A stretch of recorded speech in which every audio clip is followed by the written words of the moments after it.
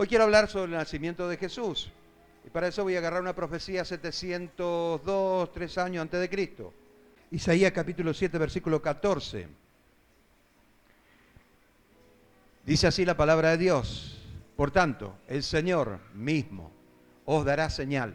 He aquí, una virgen concebirá dará a luz un hijo llamado Emmanuel, su nombre. Llamará su nombre Emmanuel. Amén. En esta fecha siempre se recuerda el nacimiento de Jesús. Para algunos es motivo de, quizás, de felicidad, el momento de poder distraerse, divertirse. En realidad Jesús no vino a poner una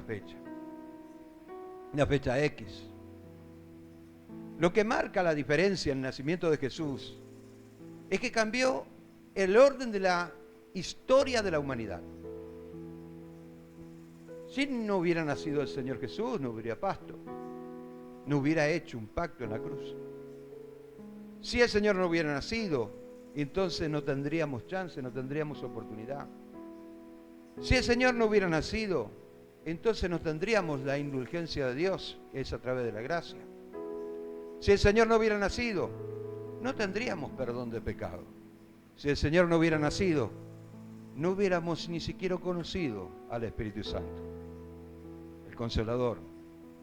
Y qué lindo es saber que, por sobre todas las cosas, su nacimiento tuvo un propósito tremendo y grande. No solamente el de ir a la cruz, porque Satanás, el diablo, no quería que fuera a la cruz. Y si alguien le contó una cosa más rara todavía, es mentira. De hecho, que fue a la cruz con el propósito, o con el firme propósito, de desviar la copa del juicio de Dios que iba hacia la humanidad. Y en el huerto de Getsemaní lo vemos a Jesús, ya sabiendo lo que le esperaba, con gotas de lágrimas de sangre que caían de su rostro, por la gran presión psicológica, espiritual que estaba pasando. Él dice: Padre, si quieres, pasa de mí esta copa. Sabía que era la copa de ira. Sabía que su nacimiento tenía un propósito. Sabía que cuando fuera a la cruz iba a sufrir mucho, antes y después. Antes, con las blasfemias que decían, con los golpes que habían recibido. Hay cosas que en la Biblia no se describen, porque fueron tremendas. Sin embargo, esa era la primera parte. La segunda parte sería peor, porque se llevaría todos los pecados del mundo, se llevaría todas las enfermedades del mundo, se llevaría todas las transgresiones del mundo en la cruz, para tener derecho. Y ese derecho le daría al hombre exousia, un derecho otorgado, es un término legal, para que puedas entender que era más que un papel firmado y sellado por Dios, era su palabra. Es tremendo ver que el nacimiento de Jesús tiene un propósito. El propósito no es colocar una fecha más en el calendario. El propósito no es solamente que te diviertas. Sí es bueno que puedas disfrutarlo con tu familia. Sí es bueno que lo hagas en forma sana. Sí es bueno que vos puedas de manera especial ese día, hoy, a la noche, puedas recordarte del Señor Jesús y puedas recordar que Él siempre te tiene presente. Siempre está presente en todo momento. Qué tremendo que es cuando leemos esta escritura con un propósito. Por tanto, el Señor mismo os dará señal. He aquí que una virgen concebirá y dará a luz un hijo, y llamará su nombre Emmanuel, Dios con nosotros. Amén. Dios con nosotros significa Emmanuel. Y bueno, el nacimiento de Jesús cambió el curso de la humanidad. le dio una dirección totalmente diferente. El nacimiento de Jesús fue la introducción a una nueva relación con Dios. Es por eso que los ángeles proclamaron lo siguiente. En Lucas capítulo 2, versículo 14, dice: gloria a Dios en las alturas y en la tierra paz y buena voluntad para con los hombres. Esta fue la tarjeta de presentación de Dios. Esto fue precisamente lo que hizo el Señor. Le permitió a los ángeles que ellos reconocieran y glorificaran a Dios y dieran a entender que son palabras que cada una de ellas tiene un significado. Yo no quiero filosofar sobre este tema, pero creo en la revelación de la palabra. Quiero que entiendas que hay un propósito. Y en este propósito, la proclamación de los ángeles, podemos ver dos principios. El primero, el ángel declara: gloria a Dios en las alturas. Y quizás no le des tanta importancia porque, bueno, fue algo que dijo un ángel.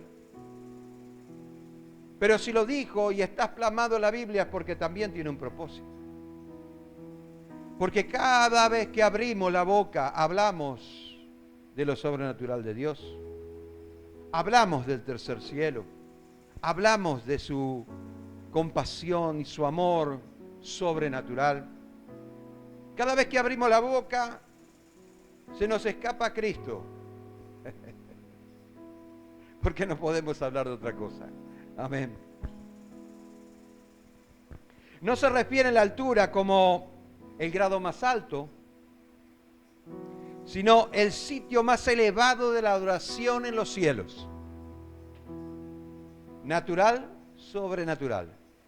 Por encima de lo natural, donde se manifiesta lo espiritual. Ahí el Señor bendice. Ahí el Señor empieza a hacer su trabajo y el Espíritu Santo en lo natural trabajando en el corazón de la persona. Aquel niño nació en un pesebre, en un lugar donde comían los animales. El pesebre era una especie de canasto, pero en realidad no era canasto. Era un lugar hecho de madera que le pusieron paja dentro para que los animales coman. Ahí reposó el Señor. Un lugar que no era muy agradable. El Señor Jesús no dijo: yo quiero nacer en un palacio, yo quiero nacer con muchas riquezas, yo quiero nacer en un lugar digno de un rey. No dijo eso. Nació en un pesebre. Ese pesebre representa la obra de Cristo y el propósito de Dios. Porque representa el corazón de la persona, un lugar no muy agradable, un lugar lleno de cosas feas, un lugar lleno de olores feos. Pero Él se indignó. Es por eso que Pablo, cuando empieza a recopilar lo que él o lo que los apóstoles empezaron a plasmar en el Nuevo Testamento, en el Evangelio, él dijo que siendo Dios se hizo pobre para que nosotros fuéramos enriquecidos. Qué tremendo es escuchar que hubo una transferencia y en esa transferencia Él se dignó a nacer en un pesebre porque Dios se hizo carne y habitó entre nosotros. Pero ese pesebre lo tiene que cambiar. Ese pesebre que nació en el corazón, que representa el corazón de la persona, tiene que ser transformado, tiene que ser cambiado. Aquel niño se hizo grande, aquel verbo se hizo grande, habitó entre nosotros y vimos su gloria. Gloria como el unigénito Hijo de Dios, llena de gracia y de verdad. Entonces, la adoración más grande es en el cielo, donde,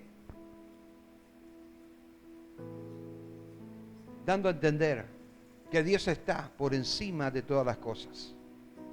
En los lugares celestiales, de ahí vienen las bendiciones. De ahí el Señor empieza a mover su mano poderosa. Es ahí cuando nosotros vemos que Dios se manifiesta de una manera muy especial. La puerta ya está abierta. Juan en la isla de Patmos vio la gloria de Dios, un ángel que le traía la palabra y dice: escribe en este libro todo lo que yo te mostraré. Pero se había abierto en los cielos una puerta, y en esa puerta estaba de un lado el mundo espiritual y del otro el mundo físico material.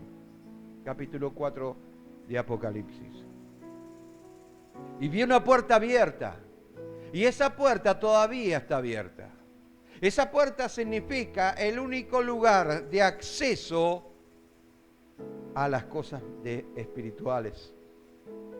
La puerta que vio Juan es la puerta angosta. La puerta que vio Juan es precisamente el trabajo que Jesús quiso hacer o quiere hacer en los corazones, en la vida de cada uno de los que creen en Él. Es la posibilidad, es la oportunidad que nos da Dios. En los lugares celestiales, esto es en la nueva vida del cristiano, que vive para Dios y destaca los beneficios obtenidos por la victoria de Cristo en la cruz.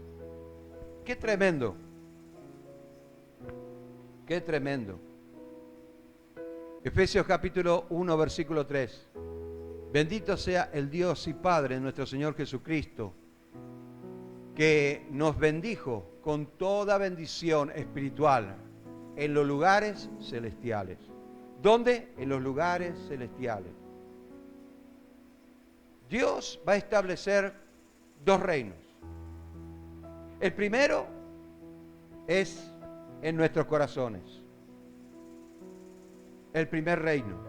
El segundo reino va a ser después de la gran tribulación que va a venir sobre este mundo. Va a ser el milenio. Pero escuche, en la primera etapa, en los lugares celestiales, ese reino se tiene que manifestar acá. ¿Dónde Dios te bendice? En los lugares celestiales. Y los lugares celestiales donde mora el Señor. Aurano, Mesorano, Eporano. Primer cielo, atmosférico. Segundo cielo es el astral. Y tercer cielo es el de Dios. Ese cielo habita entre nosotros. Pero debemos ver la gloria de Dios manifestada. Porque ahí nos quiere bendecir. En los lugares celestiales. En los lugares donde habita Dios. En los lugares donde se tiene que manifestar el reino de Dios. En los lugares donde vemos lo sobrenatural de Dios. En los lugares donde la adoración es continua y constante. En los lugares donde el Señor quiere derramar de su unción sobre la iglesia. ¿Dónde nos bendice Dios? En los lugares celestiales. ¿Y dónde están esos lugares celestiales? En nuestros corazones. Amén. La victoria más grande es cuando Cristo conquista el corazón de la persona. No es el hombre, no es la institución, no es el beneficio, no es el interés, no es las dificultades, sino Cristo conquistando el corazón de la persona. Es por eso que necesitamos transmitir la palabra de Dios. Es por eso que la palabra de Dios mezclada con la unción del Espíritu Santo produce cambios de vida. Es por eso que cuando hablamos de conversión, cuando hablamos de nuevo nacimiento, cuando hablamos de relación con Dios, todo va a desembocar en el mismo lugar. Cristo. Amén. La fuente de vida. Efesios 1:20. La cual opera en Cristo, resucitando de los muertos, sentándole a su diestra en los lugares celestiales. Gloria a Dios en las alturas, clamaba el ángel. Así que Jesús está por encima de toda cosa. También aquellos que viven la nueva vida en Cristo están por encima de todas las cosas. Hay creyentes que crecen espiritualmente y hay otros que no crecen espiritualmente. Cuando el creyente empieza a crecer espiritualmente, se manifiesta el Espíritu Santo de una manera especial. Le permite al Espíritu Santo obrar de una manera tremenda, por lo tanto los frutos son del Espíritu Santo. El Espíritu Santo empieza a manifestar el reino de Dios en la persona y la persona no se puede callar. La persona empieza a transmitir lo que el Espíritu Santo le está dando. La persona empieza a ser empática con aquellas personas que tienen necesidad. Aquella persona que empezó a crecer espiritualmente, empezó a ver cosas que ojo no vio, ni oído yo, ni ha subido a corazón de hombre, y son las cosas que tiene Dios preparadas para aquellos que le aman.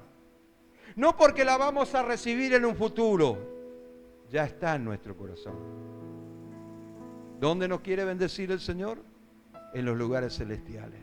¿Y dónde está el lugar celestial? En nuestro corazón. Amén. Muy bien. Ahora, de igual manera, ¿no es cierto? Somos bendecidos, estamos por encima de todas las cosas por la fe. Por eso es que no puede el hombre, por eso es que no es un atributo del hombre la fe. La fe es la única sustancia que te adhiere al mundo espiritual. Y si sos incrédulo, no tenés fe. Si tu fe nada más que se centra en los materiales, pues lo único que vas a ver y lo único que vas a recibir. Pero tener fe va mucho más allá del entendimiento inclusive del ser humano, hasta del cristiano, porque no tiene límites. Se rompen la cabeza para descubrir cómo se hizo el universo. Empiezan a haber teorías, el multiverso. Ya le encontraron la cuarta, la quinta, la sexta, la séptima, la novena dimensión. Teorías matemáticas, filosofía de hombre. Pero nunca van a poder descubrir lo que verdaderamente es. Aristóteles, con toda la ciencia que él tenía, con toda la sabiduría que él tenía, que había adquirido, que gracias a él, ¿no es cierto?, seguimos adoptándola. Él dice lo siguiente: ahora sé que no sé nada. No sé nada. Porque va más allá de la imaginación, de cualquier teoría o matemática, lo que es la fe. La fe pasa toda la frontera y va más allá. Por eso que el Señor se atribuye: yo soy el alfa, el omega, el principio y el fin. El autor de la fe. Los propósitos que tiene hacia tu vida se ve reflejado a través del Espíritu Santo. Hoy vemos oscuramente, pero mañana veremos tal como Él es. Qué gran propósito tuvo el nacimiento de Jesús, ¿verdad? El ángel sigue declarando. Pero antes vamos a leer este versículo. Y juntamente con Él nos resucitó. Asimismo nos hizo sentar en lugares celestiales con Cristo. O sea, hay una resurrección espiritual. Estamos muertos en el término teológico es separación. La muerte significa, en términos teológicos, separación. O sea, ya estábamos separados de Dios, porque la paga del pecado era la muerte. La paga del pecado era precisamente que el hombre se había apartado de Dios. Pero nos resucitó O sea, nos dio una esperanza de vida. O sea, al resucitar, todo vuelve a empezar. Empezamos a nacer de nuevo. Nuestro cuenta kilómetros vuelve a cero para empezar de nuevo. Segundo, el ángel sigue declarando. Y en la tierra, buena voluntad para con los hombres. Qué tremendo. Paz y buena voluntad para con los hombres. Una de las cosas que debemos entender es que la gente no puede estar en paz hasta que no está en paz con Dios. Ahí empieza a estar en paz con Él mismo. Mire, si todo esto fuera una religión, sus vidas no tendrían cambios, porque seguirían de la misma manera. Si todo se limita a una religión, pues entonces el cristianismo quedaría anulado, porque no tendríamos a quien imitar. Imitaríamos a fulano, mengano, sultano, pero a Cristo no.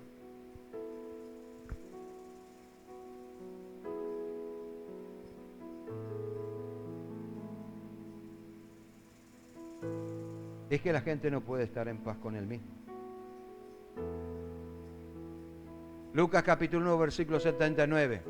Para dar luz a los que habitan en tinieblas, en sombra de muerte, para encaminar nuestros pies por el camino de paz.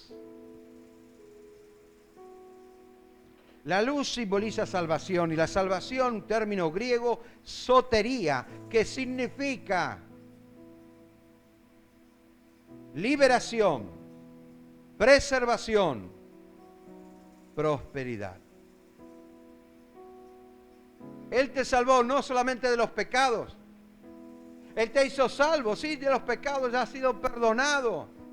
Fuiste a los pies del Señor, le rendiste a tu corazón, pero Él quiere hacer algo más.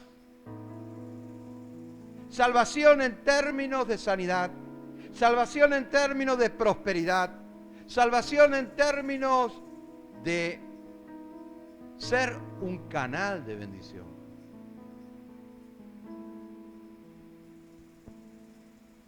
Ese mismo niño que nació en un pesebre fue el que dijo más tarde en una sinagoga de Nazaret, Lucas capítulo 4, versículos 18 y 19, dice lo siguiente: el Espíritu del Señor está sobre mí, por cuanto me ha ungido para dar buenas nuevas a los pobres, me ha enviado a sanar a los quebrantados de corazón, pregonar libertad a los cautivos y vista a los ciegos, a poner en libertad a los oprimidos, a predicar el año agradable del Señor.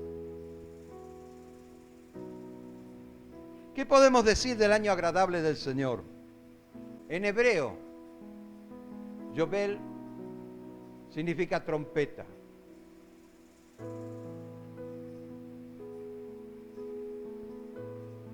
El año agradable del Señor es el jubileo.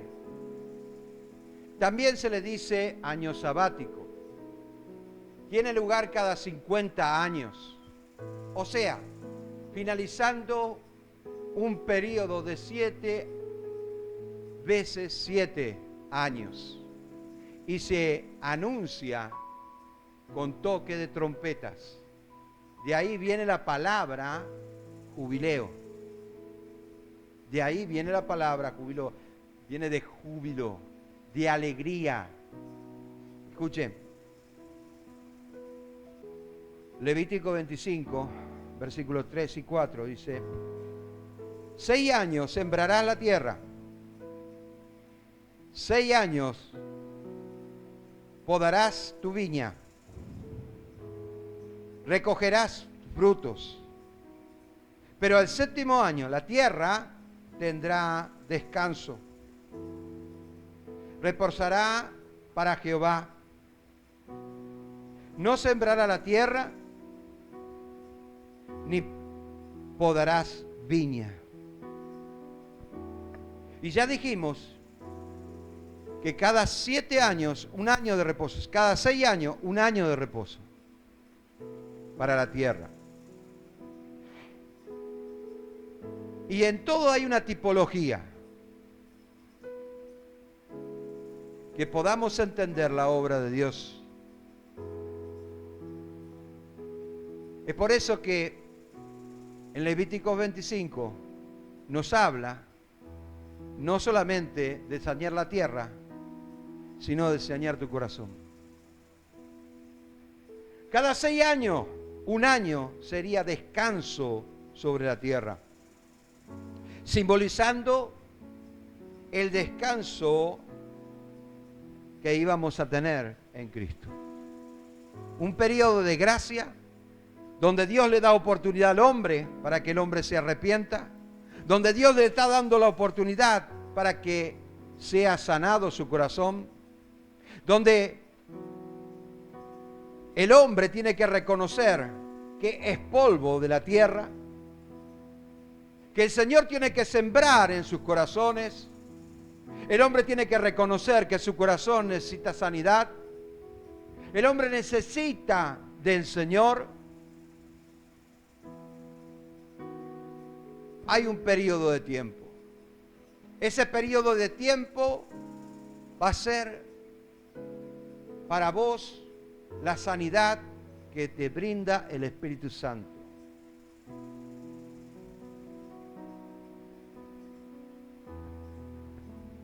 Acá la misma palabra, quebrantado de corazón, de Lucas 4:18, podemos interpretarla de la siguiente manera: despedazado, roto en pedazos, herido.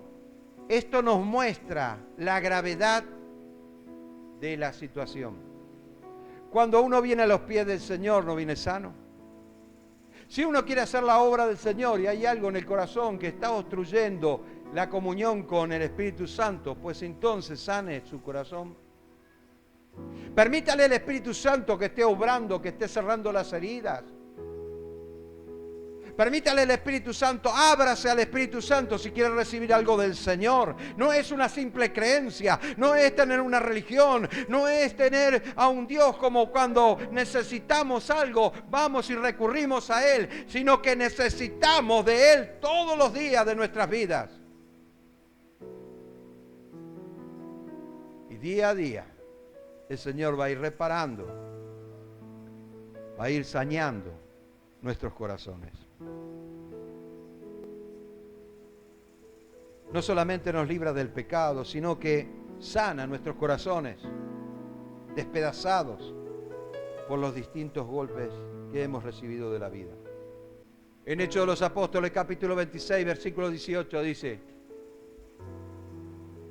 para que abran sus ojos, para que se conviertan de las tinieblas a la luz, de la potestad de Satanás a Dios, para que reciban por la fe que es en mí perdón de pecados y herencia entre los santificados. Palabra del apóstol Pablo. Es la oportunidad que Dios nos da.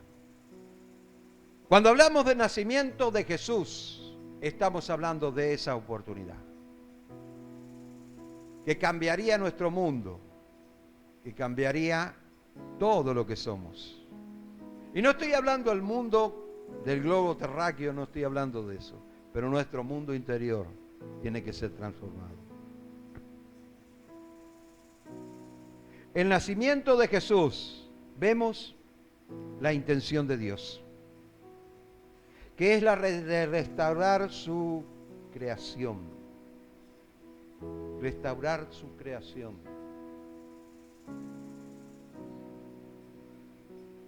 Escuche. Dice en Isaías, capítulo 57, versículo 19: produciré fruto de labios, paz, paz, al que está lejos, y al cercano, dijo Jehová, lo sanaré. Y quizás no te estés dando cuenta de las palabras que recibió Isaías.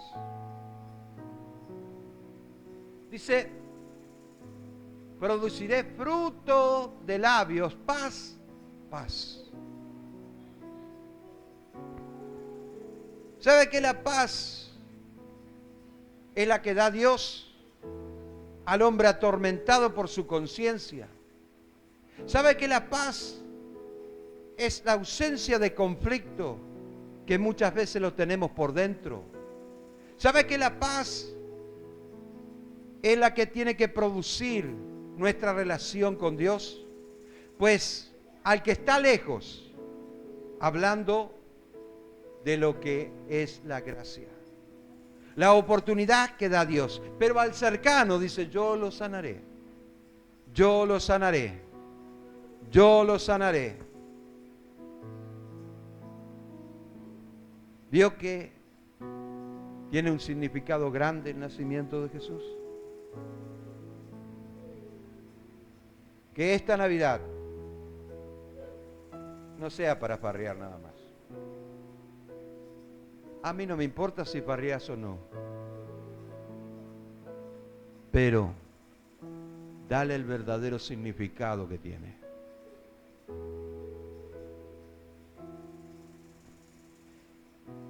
Que tenga como objetivo la restauración familiar, personal, que pueda realmente ese niño nacer en ese pesebre y que ese pesebre se transforme en algo más limpio, más lindo, que es nuestra vida. Amén.